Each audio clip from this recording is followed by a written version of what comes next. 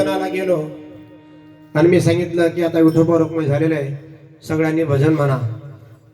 गोपाला गोपाला देवकी नंदन गोपाला,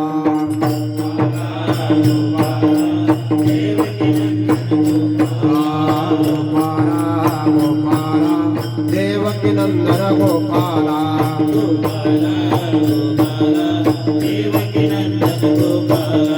गोपाला रे गोपाला देवकी नंदन गोपाला, देवकी नंदन गोपाला, गोपाला देवकी नंदन गोपाला,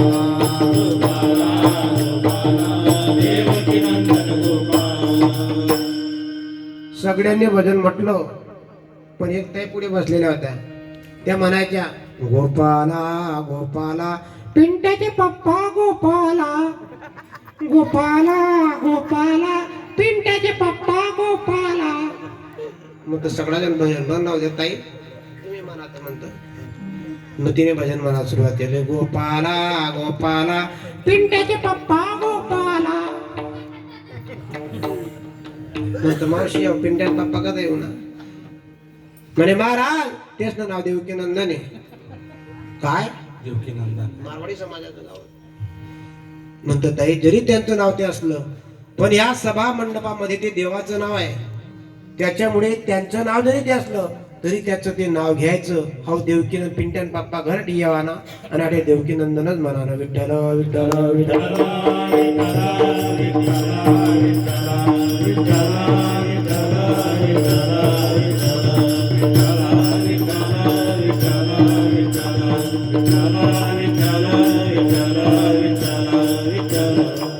आपल्या दोन चरणांचा धावता भावार्थ झालेला आहे. आपली नियोजित वेळ जवळजवळ संपलेली आहे. फक्त एक सांगतो महाराज, आता शेवटचं सांगतो. काही दोन मुद्दे सांगतो आणि कीर्तन रूपी सेवेला पूर्ण विराम देण्याचा प्रयत्न करतो. त्याच्या अगोदर एक सांगतो, या ठिकाणी जे काही माझ्या कीर्तनासाठी साथ दिली ते आपल्या गावातील भजनी मंडळ असेल, पखवाजी दादा असतील, पेटी मास्तर असतील, विनेकरी बाबा, साऊंडवाले दादा, वेळोद्याचे सुभाषदादा, साऊंडवाले दादा, हिसाड्याचे भाऊ आहेत, पेटी मास्तर बी हिसाड्याचे आहेत. जी काही मंडळी असेल ज्यांनी मला साथ दिली त्यांचा मी ऋणी आहे. आणि त्याचप्रमाणे वक्ता तो वक्ता नव्हे श्रोते विन, की हा वक्ता कितीही असला, कितीही वक्तृत्व असलं, कितीही गायन असलं, पण मायबाप तुम्ही एवढ्या थंडीमध्ये इथं बसल्या, माझ्या माय बहिणी, माझे बंधू, त्यांच्याबद्दल मी फार आभार व्यक्त करतो. बरं चला काय हरकत नाही, मला सूचना करा तशी. एवढी जी मंडळी आहे, एवढी जी मंडळी इथं बसली त्याच्याबद्दल मला खूप आनंद वाटला. एक एवढा तुम्हाला प्रश्न असा झाला की कीर्तनाला खूप वेळ झाली होती आणि हे वेळेचं भान मला नसल्यामुळे दादांनी सांगितलं की भैरवी घ्यायची. मी शेवटच्या चरणामध्ये घेतो पदार्पण. जे आपलं आहे की महाराज इथपर्यंत आपण आलो, ठीक आहे. महाराज असं म्हणतात की बोलू नका, संत समागमे धरावी आवडी करावी तातडी परमार्थाची. हे झालं तिसरं चरण की महाराज जीवनाची जर सार्थकता करायची असेल तर संतन के संग संग लाग रे, तेरी अच्छी बनेगी, तेरी अच्छी बनेगी, तेरी बिगड़ी बनेगी. बरेचसे प्रमाण आहे महाराज. जर मी सांगितलं तुम्हाला, एक सांगतो, जीवनाची जर सार्थकता करायची असेल तर चांगल्याची संगत करा. दुर्बुद्धी ते म्हणा कदा नुपजो नारायणा. वाईटाची जर संगत केली, तुम्ही अगोदरच सांगितलं वाईट घडतं, चांगल्याची संगत केली तर चांगलंच घडतं. विठ्ठल विठ्ठल विठ्ठल.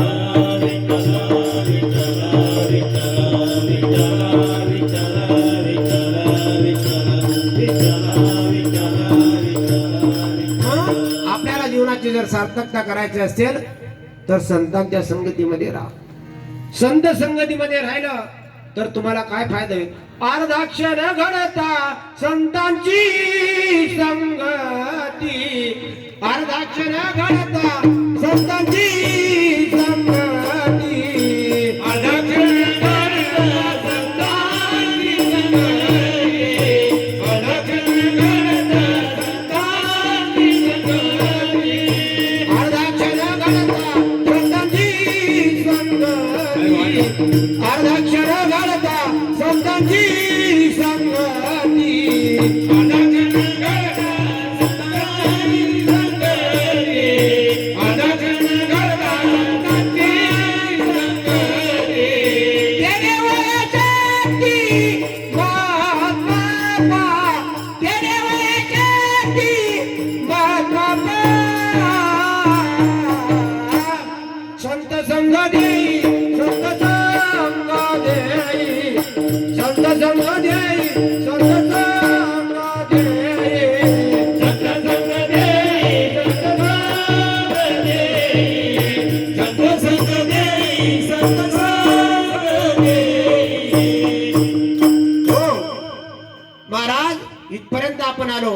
परंतु मला असं म्हणायचंय, साधकांनी सांगितलं की महाराज आम्ही संतांची संगती केली, सगळं काही केलं, परंतु आम्हाला गर्व निर्माण होतो.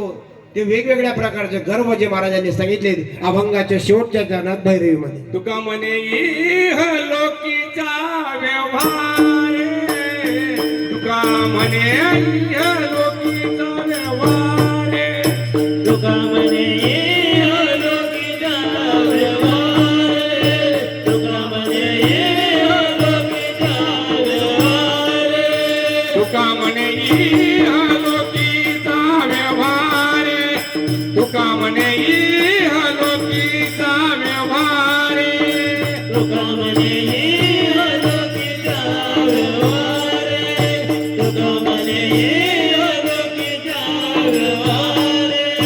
नका डोळे धुरे भरोनी राहू, नका डोळे धुरे भरोनी राहू, नाशिवंत देह जाणार सकाळ, नाशिवंत देह